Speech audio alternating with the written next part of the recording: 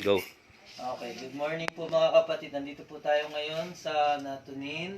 Kasama po si Barangay Captain Henry, Principal Fidelis ng Santa Isabel at Ma'am Maribel, Principal ng Apapawan Elementary Schools.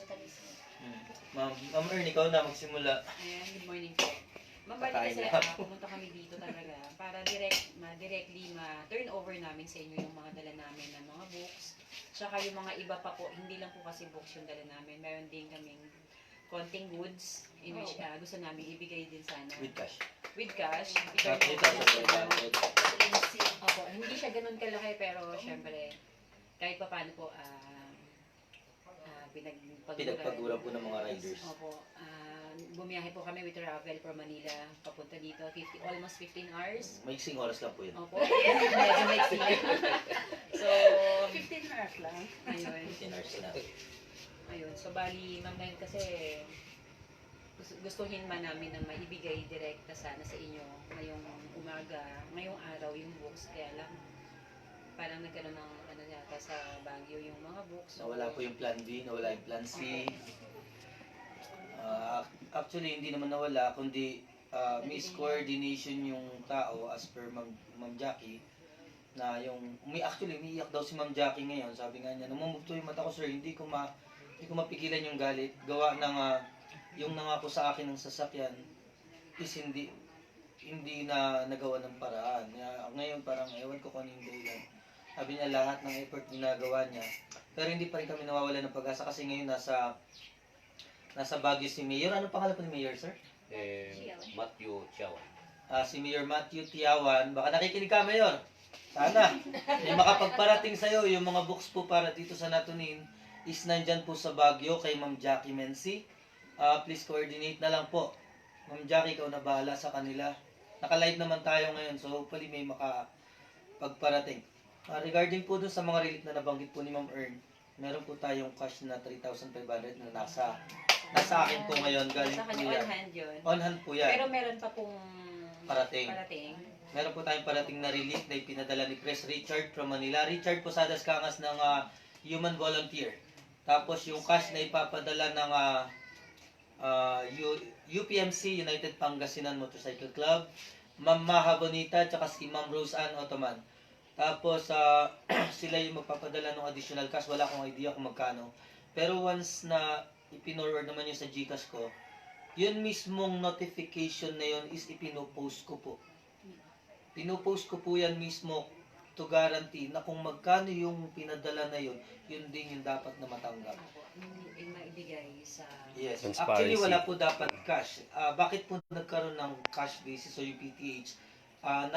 Meron pong information na nakarating sa amin ang major na needs ng mga kababayan po natin ngayon is yung pinaka PVC pipe na gagamitin para makapag-ano ng water supply.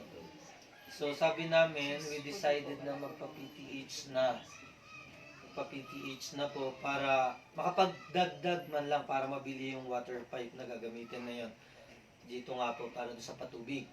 Kaya po yan, dyan po nabuo yung 3.5, dyan din po yung madadagdag. Sana kung magkano man po yung may ano sa maipon, may bibigay sa inyo, pagdamutan niyo po sana. Yan po galing po sa bawat riders na kasama po namin every time na magkakaroon po kami ng charity. Tapos yun nga po, miscoordination sa part po ni kasi sa amin well coordinated na po kami. Kaya nga po from Manila to Natunin nag-rides kami.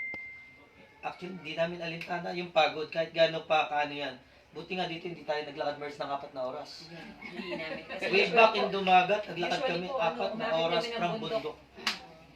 Yung mga ganun po. Pero okay lang po, walang problema sa amin yun. Hindi namin alintana yung pagod. Makita lang namin yung ngiti ng mga recipient or yung mga tao na tatanggap ng mga bagay na pinaghirapan ng bawat isa sa amin. So yun po, sabi ko nga po kay Kapitan, baka matulungan tayo. Sabi ko rin kay Ma'am Principal, tas sa inyo nga po, kung magagawa po natin, kung ano po yung magagawa na best effort. Tulad kanina, yung sabi nga ni Tol Francis Aquino, na binubulabog niya ngayon si DepEd. Yes, actually, binubulabog niya ngayon. Kausap namin siya kanina. Para kung sakali makatulong, makapag-provide ng sasakyan kahit May travel from din. Baguio, may travel na papunta rito. Sa amin po, walang lihim when it comes to charity. Kaya nga kanina habang kausap ko si Tol Francis, naka-loudspeaker yon sa inyo. Naririnig nila na si Francis Aquino po kasi para sa kaalaman po ninyo, is a government employee. Hindi ko alam yung eksaktong office na kinalalagyan niya. Pero siya yung nag-handle din ng DPWH eh. Isa siya sa nagmo-monitor dun eh. Kaya nga isa rin siya sa bumibira dun sa mga empleyado na pasaway eh. Kaya yun yung isang trabaho niya. Actually siya rin yung parang mini advisor ni Mayor sa Pangasinan. Kaya po yung mga kapatid natin, si simpleng rider yan. Pero when it comes to coordination, properly coordinated po kami lagi. Ito po yung Ngayon lang. pinaka-failure, masasabi namin, although hindi ito failure on your part, kasi ito po yung proof na matatanggap ninyo yan. Matatanggap nyo. Pero yung failure na yun on our part, kasi hindi namin makita yung ngiti ng mga bata. Yung po ang ano namin eh. Alam niyo po yung, May program pa sana po kami. Yes. Kung darating po sana yung books, may program pa kami para sa mga bata. alam niyo po yung, Hindi po namin siguro magagawa yun ngayon kasi yung libro nga hindi namin Wala alam kayong kung books ngayon. So siguro po ang gagawin namin, iikot na lang kami. So nagpaalam naman po kami kay Kay Kapitan. Captain na mag-ikot kami, tapos may mga iaabot na lang kami sa mga Bago bata. po kami. Bago kami umalis. yun lang po kasi yung kasiyahan namin. Alam niyo sa lahat ng ginawa Yung po magbigay namin. lang kami ng ngiti sa Yes. mga labi ng mga bata. Hindi po Yun kami lang nagangad yung na bayad kahit sa na effort isang namin kusing. papunta dito. Yun lang po. Wala kaming hinangad na kahit na isang kusing malibad doon sa ngiti. Yun lang po yung kaya namin ginagawa to. Actually, hindi lang ito yung pinuntahan namin medyo malayo. Pero Actually, yun lang marami yung gusto na, talaga marami namin. Yung ngumiti lang yung mga bata, ngitian lang kami. Nako, Masaya, priceless na hindi po po yun. nababayaran sa amin yung mga... Isang bagay po yan talaga na yung pagod mo. Parang kang magulang na pag umuwi ka sa bahay mo, makikita mo yung mga anak mo na nakangiti. So yun yung ano namin. Nakakapagtanggal ng pagod. Napakapalad po namin at kami yung napili sa mga blessings na yan. Maraming salamat po. At least naiibsan din yung mga ano yun, sakit na dulot ni Rosita. Yung bagyo. Oo. Actually, yung Apapawan po kasi ngayon, nasa sentro siya ng Balangaw, Barangay Balangaw. Yung location niya, yun talagang the best location sana kasi nasa middle siya. Ngayon, nung nangyari yung mga, ano na yun, mga daan na papunta doon, talagang grabe. As in, wala yung mga bridges, sirang-sira yung mga daan. Tapos may yung katabi ng school namin na barangay hall, may landslide. Pati yung ground ng school. Kaya, we had to separate. We had, bali, dalawa na yung school ng Apapawan ngayon. May Apapawan 1, Apapawan 2. To cater yung mga bata na nasa lower, tsaka yung sa upper. So, kaya napakalaking tulong yan. Kasi, at least, may nakakatulong din sa amin na para bang nagpapatatag. Opo. Salamat po at nakarating din kami dito sa haba At ng least biyahe. nakita namin Nakita po kayo. namin kayo. Kahit pa paano po i-claim at another achievements po ito. Na sana po yung magbibigay namin sa inyo ng mga libro, magamit nyo po. Hanggang sa next generation pa. Magamit ng mga bata. Actually, nung una po yan, may relief talaga, di ba? Post-course relief. Opo. Yung inaano namin sa mga kapatid is more on relief po talaga. Kasi nga Yun po yung dahil plan sa po nangyari. talaga. Kaya lang, no, yung bato ng mga information kasi sa amin, tapos hindi na, marami ng relief, ganito ganyan. So naisip ko, mag-focus tayo sa isang bagay na pakikinabangan nila hanggang sa next generation, which is yung books. So sa tulong nga po ni Ma'am Ern, sa tulong nila Sir Hermes. Ito po yung mga post nila. Inos kasi nila yung mga books. Actually, yung mga libro na po na yun, ginagamit yun ng Private mga schools na private schools along Manila. Yes. So sa Manila, doon nyo po makikita yung school sa Manila, doon nyo makikita yung mga libro namin. Kasi I work in a publishing company. So hindi po maliliit na schools yung mga gumagamit ng mga libro na yun. So hindi po siya public books. Okay lang. Pero magamit nyo po yung reference, library reference nyo po yun. At least magagamit ginagamit ng mga bata. Wala kaming library, mag-ano na kami ng mga reading corner namin. Ah, yes po. For classroom para at least may... Kahit pa paano may mabasa, may makita yung mga bata. Nasa 5 boxes po ng elementary books yung babagsak po sa inyo, ma'am.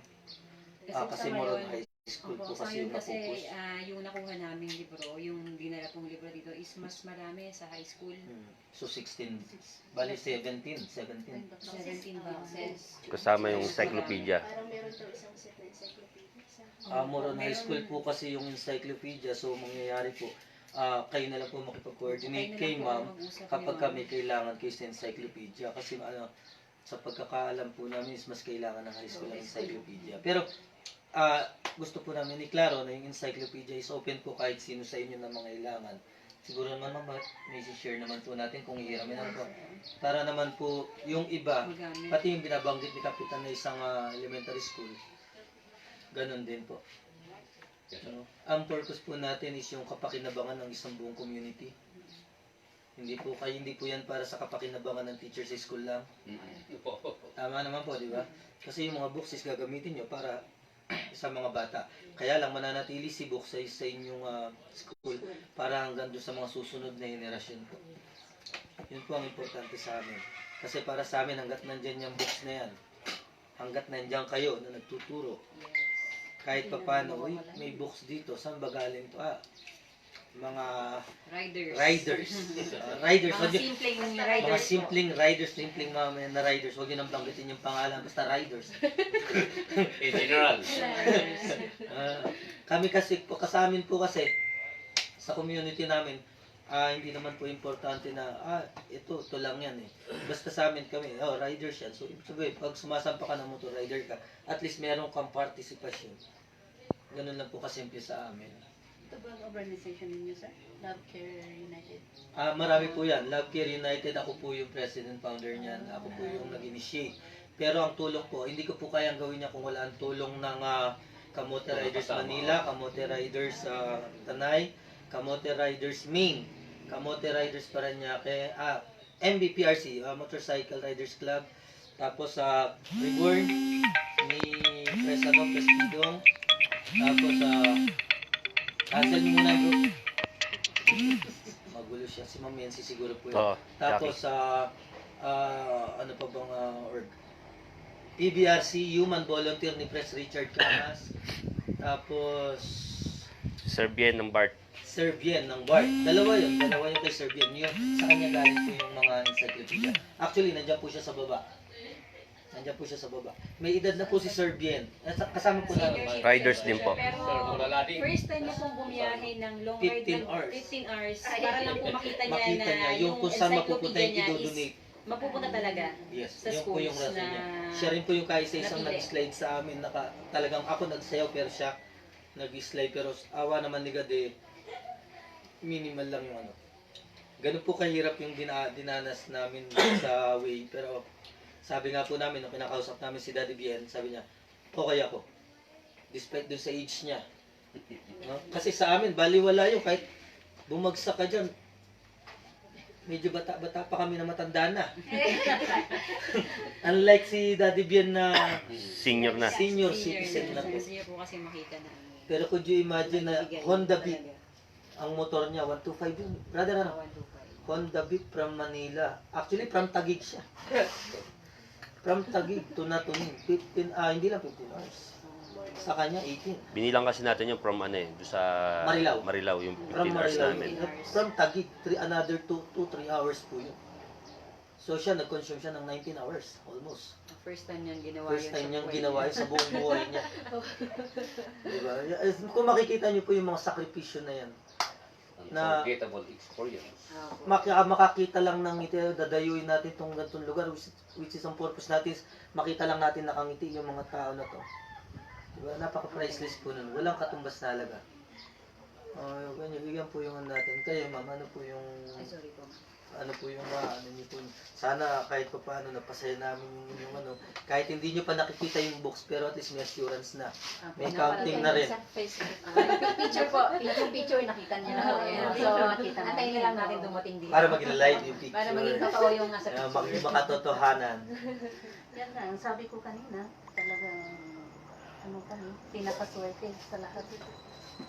Kasi imagine naman namin yung yung distance, Manila to Natuni, kami pa rin ang pinili ninyo yung sa 20 minutes, kaya magpasalamat kami sa namin sa Salamat po kay God. Tsaka salamat sa inyo. Dito kami tinuro. Ito Ang kami. instrumento Yes. ng blessing. Tsaka yung pasalamat kami po yung dapat magpasalamat sa inyo kasi kung hindi po dahil sa mga katulad nyo, kundi po nangyari siguro si Rosita na yan. Bakit kami Wala rin po kami dito. Hindi po ba? Hindi po mangyayari yun eh. Hindi lang Natuni. Kaya kung minsan, although merong negative effect si Rosita, Kita. so pwede natin sabihin may positive effect pa rin siya after nang mangyari. Kasi through God's will naman, ito ngayon, may mga marami naman donasyon na nakarating sa inyo. Tapos ito, siguro, pasasabi natin lifetime yung books na yan. Kasi hindi naman kakainin yan, hindi naman maubos yan. Babasahin lang yan ang babasahin hanggang sa next generation. Siguro wala na tayo rito sa mundo, nandiyan pa yan, sana. Wag lang ulit dumating yung isa pang Rosita. Wag lang Na matatabunan nga, di ba? Problema Baka yun. mamaya, tabunan ni Rosita yan. Pero naniniwala naman ako if ever na may mangyari uling ganon, meron pa rin Maring Erna, meron pa rin Ma'am Juby Del Castillo. Si Ma'am Juby Del Castillo, siya yung primary person na pinanggalingan ng books sa from Cainta, Rizal. Ma'am Juby, hindi ka kasi mag-Facebook eh. Facebook din no? Kaya secret lang. Hindi yung book natin. Ayun nga pala, medyo secret lang.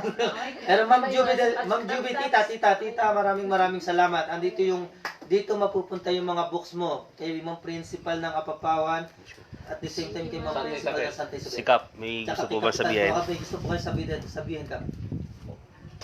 Para sa amin dito sa Natun,